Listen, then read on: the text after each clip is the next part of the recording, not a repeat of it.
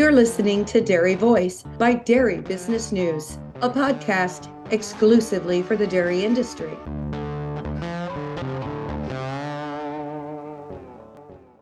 One of our sponsors of the Dairy Voice podcast is National DHIA. NDHIA ensures information accuracy and represents their members' interests. They are the direct voice for the dairy information industry. To find out more, go to dhia.org.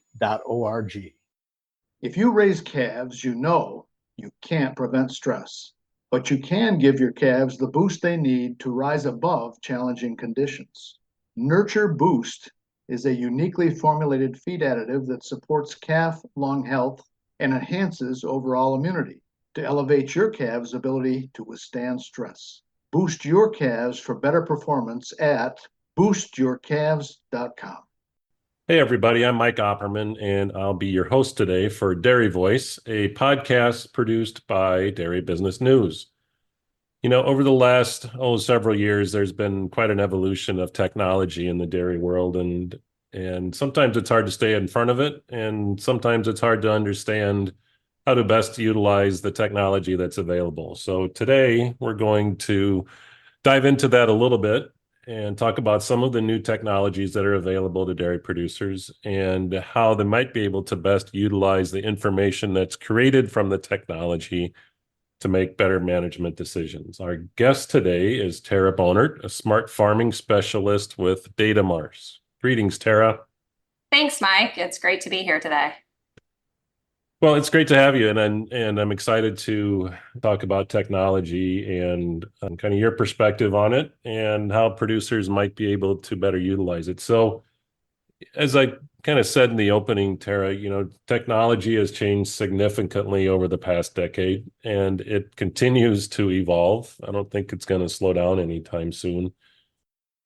Hey there, after you've finished enjoying this podcast, might I recommend you join me, Tim Hammerich, and our guests on Clarity at Work from Zoetis.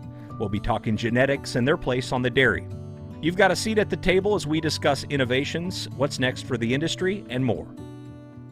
I have to find the value in everything that I do, and I still find value in Clarified Plus, so we're going to continue to use it.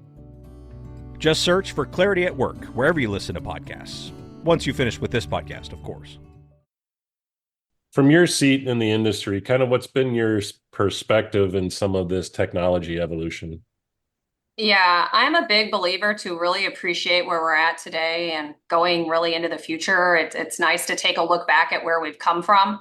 I know personally, I've been working on the allied industry part of the dairy for over 20 years now. And when I look at how dairy farming has evolved since that point in time, I feel like I sit around telling younger children about my stories of the way dairy farming used to be. You know, when I entered the industry was just before sex semen came onto the market. I started on the AI side of the industry, and really to look today at the impact that had and convincing dairy farmers to move from half cc straw packaging to those quarter cc packagings and what that meant for fertility, right? There was some resistance and hesitation, and now everyone sees what those benefits are. Fast forward a couple of years, and I got to be involved in sire procurement and female purchases. And you know, early on, I spent so much time learning family lines and bloodlines of the dairy, looking at young sire daughters. I spent hours and hours out in corrals out west, looking and evaluating those young sire daughters.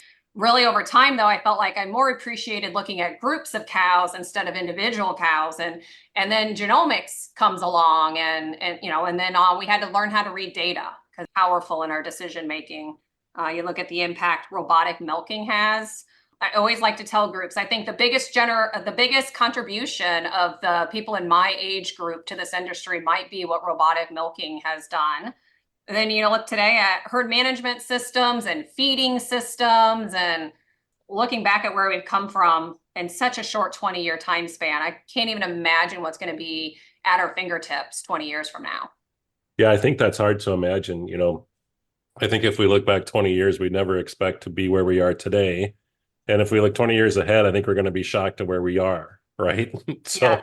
do you feel like dairy producers in general embrace technology changes, or is it something that they are a little trepidatious about? Or how do you, just from your perspective, how do dairy producers embrace technology? I think I've seen dairy producers on every single end of that spectrum. You have the ones that are data junkies and like to be those early innovators and are willing to take some of those early risks. You have those other ones that kind of like to sit back and more, generationally be a little bit slower as to what they adopt with it. You have some that are looking towards the future and really making these investments in technology, knowing that there's a next generation at play. There's no right or wrong. We find producers in all sorts of different sizes and all different sizes on where they're at in that decision-making process.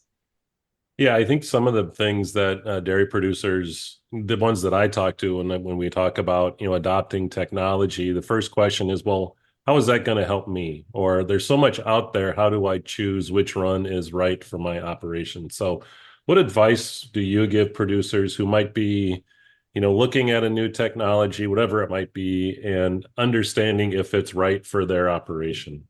Say there's different things that bring those dairymen to the table to look at technology, and the easiest one is just routine. There's something lacking on the dairy, right? And say the easy one would be reproductive. Maybe those pregnancy rates aren't where the dairy would like them to be. They just haven't been successful with other choices. So then they look to an activity system, or maybe they need some help on their health side of it. We have other producers that are looking more at a strategic level, and they're saying, we're doing good, but how can we do the same with less resources? Or how can we do things maybe in a more sustainable way? That'd be something like introducing not locking up cows anymore. Really, you can use activity systems too to really evaluate stocking densities, right? Mhm. Let's let the cows take control. We've spent our entire lives in this dairy industry trying to make the best decisions for cows just based on assumptions and kind of always being reactive versus proactive. Now we see dairies that are looking to be proactive. And then you hit that other one where we still have two generations involved on the dairy, and one generation who's pretty solidified in the way that they manage, but realize that there's another generation coming on. And if we want them to return to the farm, maybe we need to make dairy farming look a little more exciting. That's where we can bring in technology too and really change the way the next generation is going to manage. Yeah, there's so much to unpack there, but the producer needs to look at it almost from the back end front. So what are the outcomes that I want to achieve? And then how can certain technologies help me achieve those outcomes? Yeah, exactly. That's it.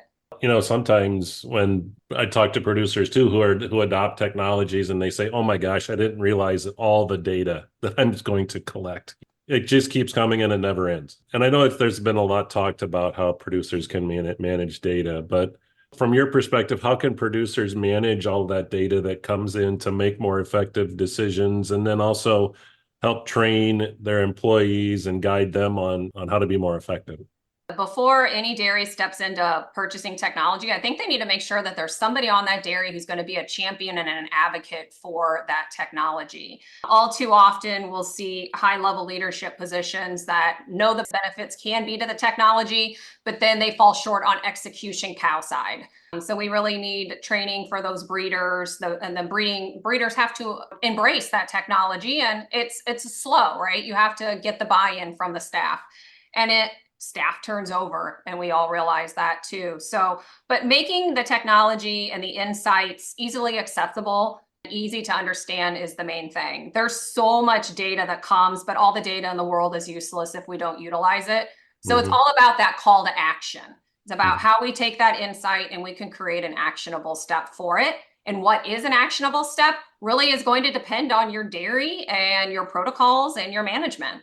Some of that is just managing change too, right? Some folks might be averse to a new technology coming on board that might change how they do their jobs. So sometimes it's kind of getting over that hump of embracing what technology can bring to them. Bring the team on the dairy along in the journey, and don't make it a threat to them, but make them see how it can actually make their jobs more enjoyable. Maybe it'll free up their time to do other things. Like I say, it depends if it's an employee level or even if you're a dairy where you're the one that's milking the cows and mixing the feed, and maybe you want to enjoy some time with your family too. And technology really frees them up to have time to allocate differently on the dairy than menial tasks.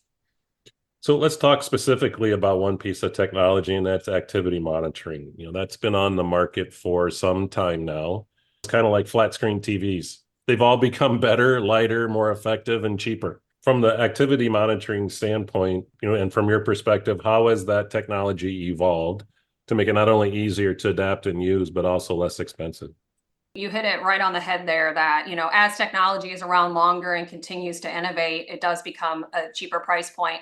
Activity monitoring systems started on the ankle in the pedometer form. We see less and less of those now, but man, when we had the ability to evaluate cows' lying and standing time, that was really something. And then the neck collars came out and introduced rumination, which took health insights to a whole new level. And with those collars too, we kind of had a different identification point that we could ID cows with. Looking at kind of the clunkiness of a collar type system, next up is the evolution of the ear solutions. And, dairies are used to handling ear solutions. They're smaller, they're pocket size. How can we pack a powerful punch in a smaller device? And that's really where Datamars Livestock is on it now. We really wanted to take all that technology into smaller packaging. So our ability to put lying and standing time in an ear when very few can even do that into a neck collar, and looking at how can we put identification in an ear solution, and not just any identification, but one that actually works reliably on our dairy farms. There's some other new things being explored out there. I think in the next 20 years, it's one of those things too, we'll probably be shocked with some of the new ideas that came out on how to handle activity. Yeah, and it's amazing that you can put all of that information in an ear tag. Talk a little bit about how some of the other technologies like that have evolved over time to become more effective, less expensive, so forth. Things like, weighing systems and sort gates and all of the things that dairy producers work with on a daily basis. Accurate identification is where it all starts at with these animals. We can collect all the data in the world, but if we can't accurately correlate that to the individual animal it's coming from, that data doesn't bring us a lot of value. Same thing when we look at our milking centers and we look at technologies like sort gates. 60-70% just isn't good enough for our dairies today for sort accuracy. If we really want to be efficient on what we're doing, we have to be able to ID our cow. And so that's something that Datamars Livestock has been able to do, utilizing some new technologies. We look at EIDs, electronic identification. Everybody knows them. It's widely adopted in the US, and Datamars Livestock actually sells EIDs. But we knew that was a big challenge around the milking center with environmental noises. Another thing where we can say technology is really cool, and we've done some powerful things around that milking center, but man, those things have made it so hard for an EID system to accurately identify a cow. Datamars put a ID solution into our active tag ear that is basically immune to those environmental noises. And so that's one less thing that we have to worry about, because technology is great. We don't want to have to worry about keeping our technology running. Certainly, dairy producers are more keen on working with cows than they are with computers or machines, right? Me as well, Nice.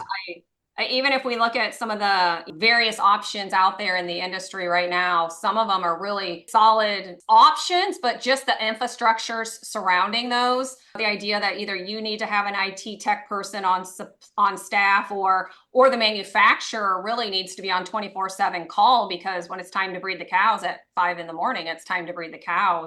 And that's one of the really appealing things, I guess, that brought me to Datamars Livestock, was that it's simplicity. I'm a cow person just like you are, Mike, and I would much rather spend my time analyzing the data and figuring out things cow side than I would ever know about all the technology that runs behind it. And that's not where our dairymen or their staff should be spending their time either. Yeah, every day of the week and twice on Sunday. Looking in your crystal ball, what is a technology that you're excited about that's coming down the pike? I'm most excited with Datamars Livestock's ID My Cow feature. That's the ID that I referenced that is in the active tag. And for me, when I look at what that means around the milking center, not only sort gates, but we can look at walkover weigh systems. There's so much that we will be able to do in the future when we can look at average gains or losses on body weight. We can look at milk meters are something that a lot of dairies have. But again, the accuracy of IDing the animals to those stalls. Really excited just to look at what ID My Cow can do around that entire milking center on the dairy. It really shows the kind of the evolution of what technology can do. And I think you hit it on the head that, it needs to be simple. It needs to be something that dairy producers can adopt and adapt to. You don't want to just invest in a technology and not get the most from it. It has to be simple, and it's one of those things, I think, until you see it, you don't believe it. And that's really how I was coming into working with Datamars Livestock, until I went through my first installs and really saw that the gateway is kind of our hub that reads our tag IDs. They told me it could read over 1,500 feet. And I just was like, there's just no way. I've been involved in installs of activity systems that take days to give you real-time information with the infrastructure. For real, it was like, plug it in. Maybe an hour and a half later, we had 2 of these tiny little boxes installed on a dairy, and put ear tags on, which is so much simpler than working with a collar system. It's one of those things, you have to see it to believe it. I think any dairy that's exploring activity monitoring solutions, be sure to look at all the solutions that are available, and always look for the support that you're going to get.